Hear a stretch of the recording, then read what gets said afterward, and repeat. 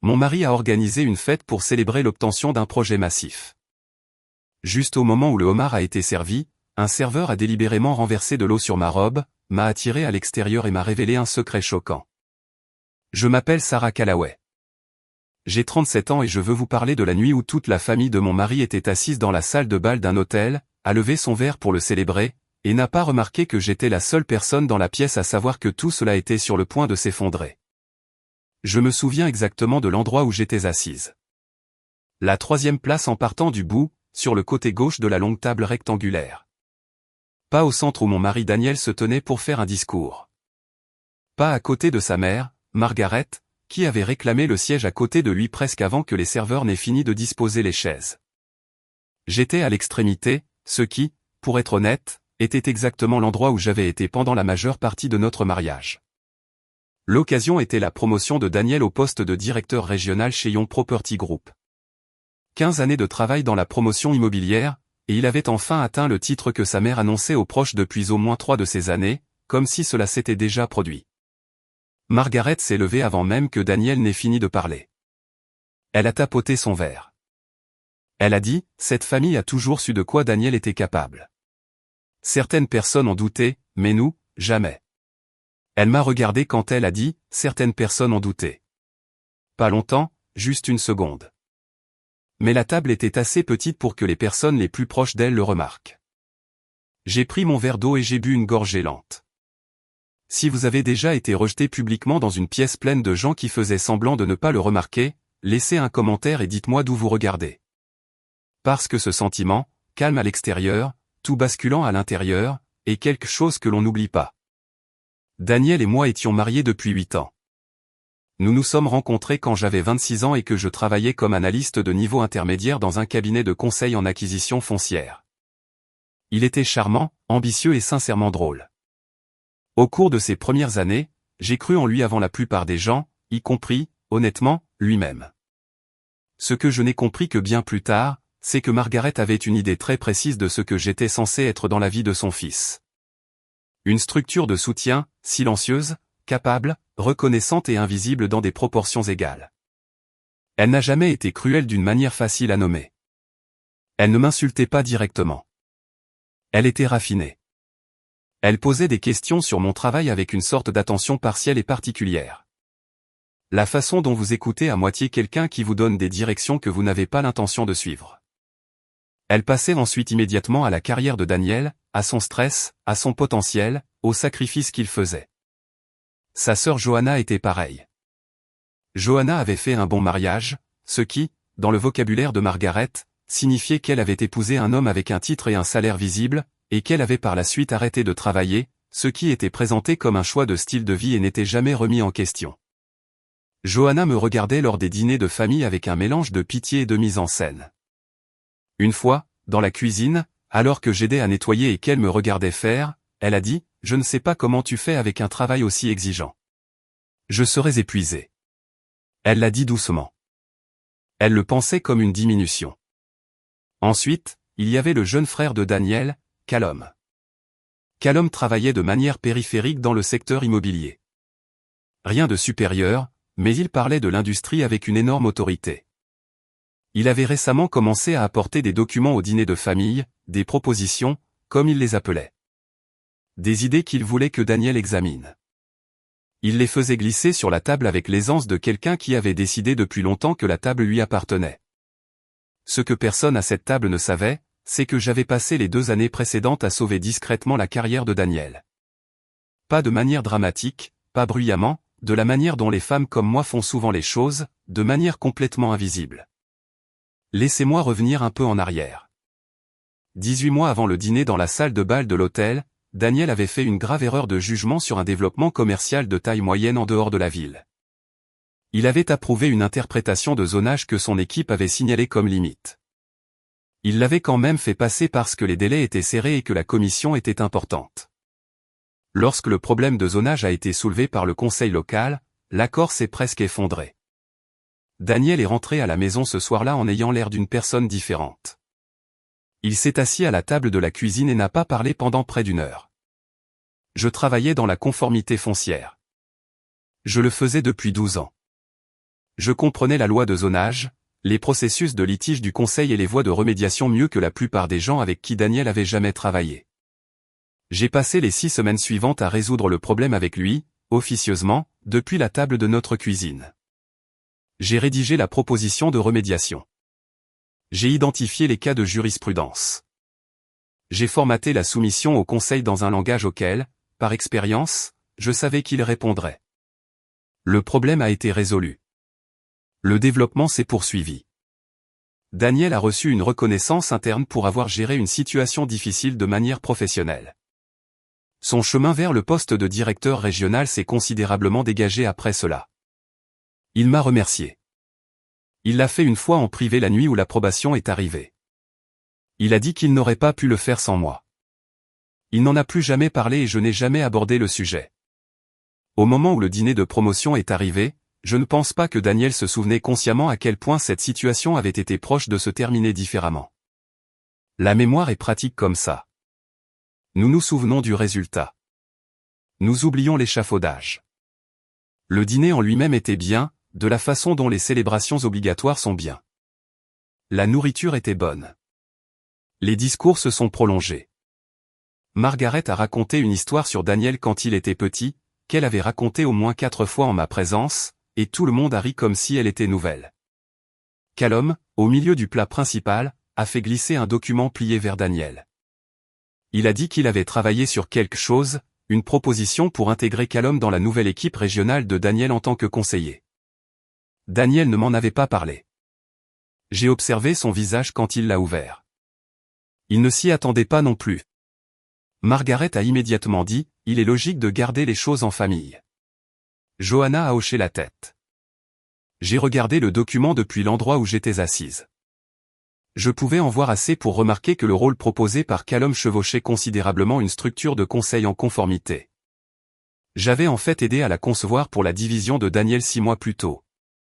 Mon nom n'était pas dans ces documents parce que j'y avais contribué de manière informelle par l'intermédiaire de Daniel. Mais mon cadre de travail était là. Mon langage, ma structure, la séquence d'atténuation des risques que j'avais construite à partir de zéro. Callum proposait d'être payé pour un travail qui reposait sur des fondations que j'avais posées gratuitement. Je n'ai rien dit. J'ai plié ma serviette. Je me suis excusé et je suis allé aux toilettes. Je suis resté devant le lavabo pendant environ 3 minutes. J'ai fait couler de l'eau froide sur mes poignets, ce que je fais quand j'ai besoin de penser clairement. Puis je me suis regardé dans le miroir et j'ai pris une décision silencieuse. J'avais fini d'être invisible. J'avais une réunion le mardi suivant avec une femme nommée Dr Hélène Marsh. Elle était la directrice du comité d'examen indépendant de la conformité pour l'autorité immobilière régionale. Nous nous connaissions professionnellement depuis 4 ans. Elle m'avait approché 6 semaines plus tôt pour un rôle de conseil formel sur une révision réglementaire à venir. J'y avais réfléchi tranquillement.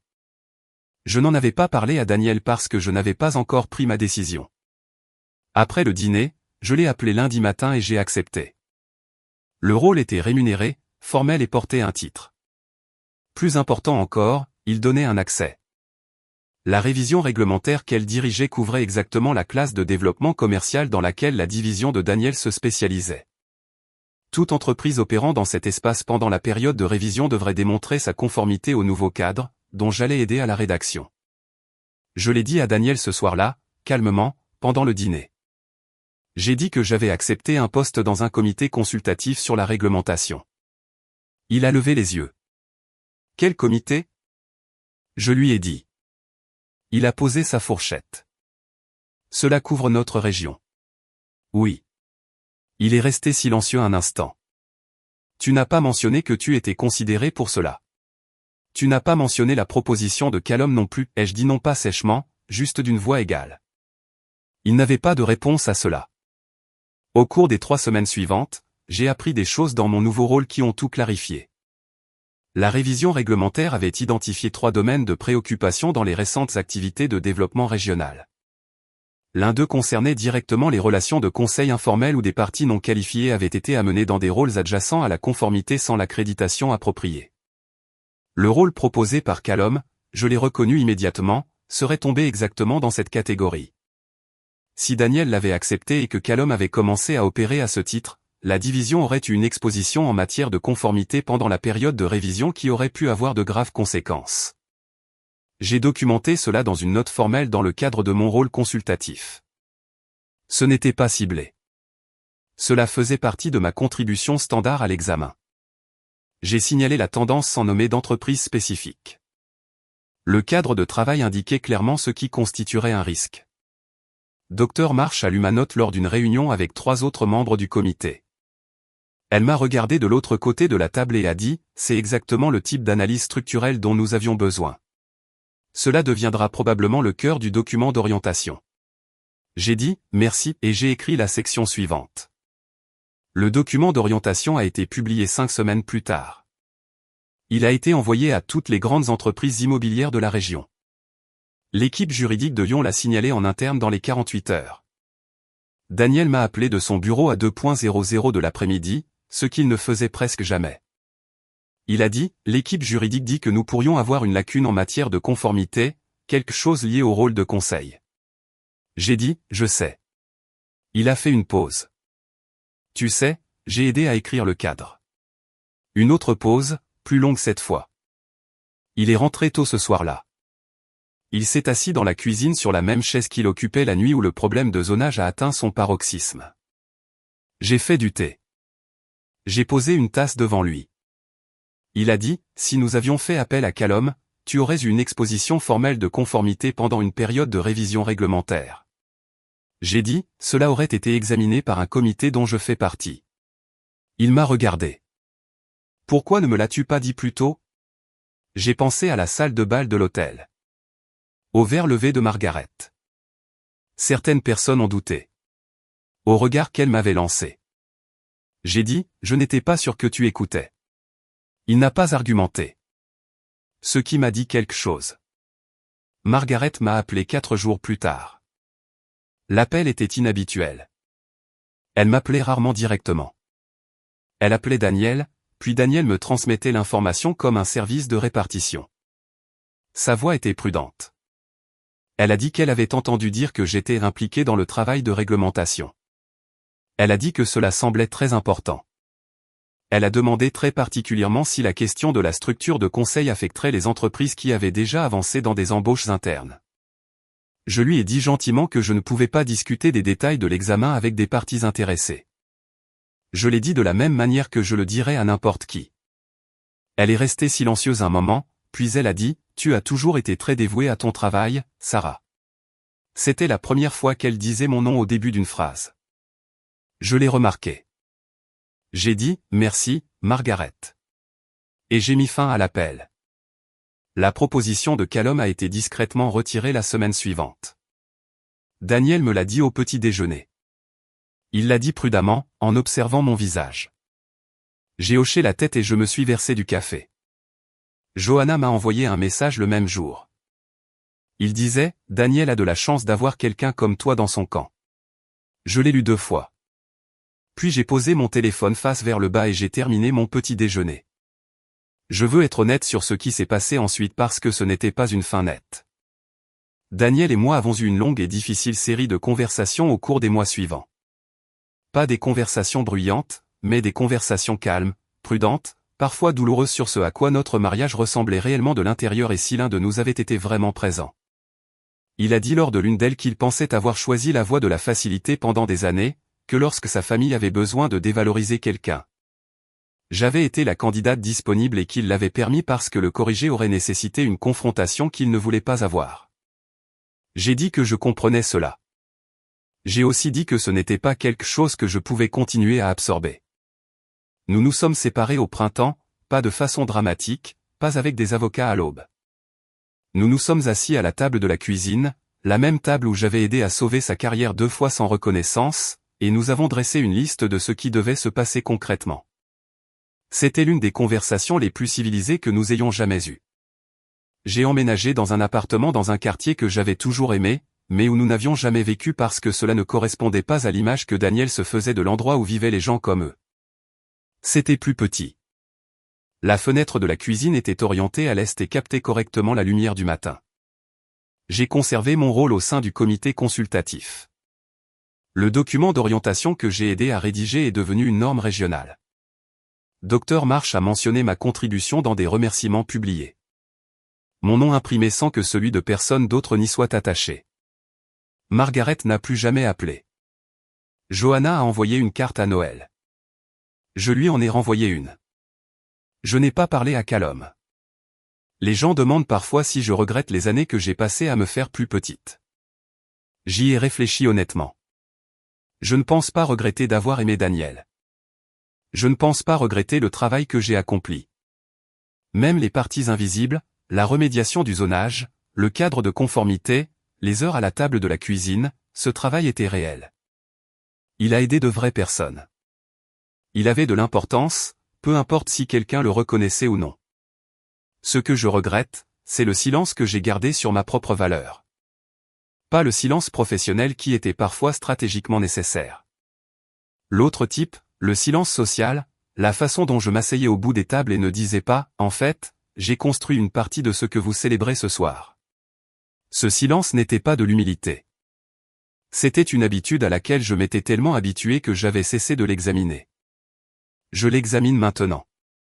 Je travaille toujours dans la conformité. Ce n'est pas glamour. Personne ne le filme pour les réseaux sociaux.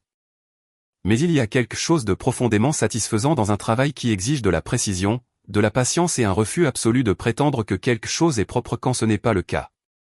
J'ai une petite équipe d'analystes juniors. Je leur dis quand nous commençons un nouveau cycle de révision que notre travail n'est pas d'attraper l'erreur après qu'elle a causé des dommages. Notre travail est de rendre l'environnement suffisamment honnête pour que les dommages ne se produisent pas. Je leur dis que la documentation n'est pas de la bureaucratie. C'est une protection. Pas seulement pour l'entreprise, pour vous-même. Ils le notent. Je pense à mon père quand je dis cela. Il était le genre d'homme qui gardait des copies carbone de tout.